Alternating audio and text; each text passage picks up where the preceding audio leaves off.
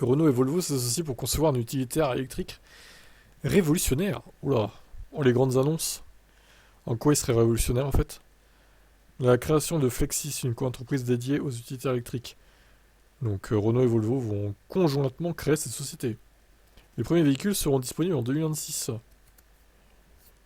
C'est une co-entreprise qui va mettre au point une nouvelle génération d'utilitaires électriques. Les deux parties avaient signé des accords engageants en octobre 2023 et ont donc obtenu les approbations réglementaires nécessaires. Alors Flexis, c'est quoi? Le regard s'était d'abord tourné vers Mercedes, déjà associé à Renault, mais l'Allemand n'était pas intéressé au final. C'est donc Volvo qui a été choisi par Renault. Le losange et le Suédois envisagent d'investir 300 millions d'euros au cours des 3 prochaines années. Par ailleurs, CMA CGM Group a confirmé son intérêt pour un investissement jusqu'à 120 millions d'euros dans Flexis à travers Pulse, son fonds d'investissement de 1,5 milliard visant à favoriser la décarbonation de la chaîne de valeur logistique. Avec Flexis, Renault et Volvo promettent de révolutionner le marché de l'utilitaire électrique. Les engins seront les premiers véhicules à utiliser la technologie Software Defined Vehicle de Renault. En clair, ils sont hyper connectés afin de faciliter la gestion de flotte pour les entreprises. En 2022, Renault promettait une baisse de coût d'utilisation sur la durée de vie totale de moins 30%.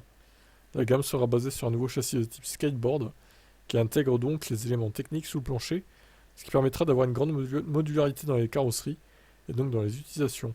Demeo avait évoqué ça pour la silhouette de départ d'un gabarit de Kangoo, mais un volume utile semblable à celui du Trafic et un rayon de braquage du Clio. Ça peut être intéressant si c'est respecté ce qui est dit, j'avoue, c'est pas mal.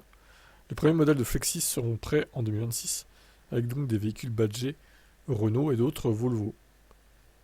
Ok, bon. En gros, ça sera des véhicules clones qui s'appelleront soit Renault, soit Volvo, quoi, mais ça sera les mêmes en fait. Très bien. Eh ben, hâte de voir ça, hein.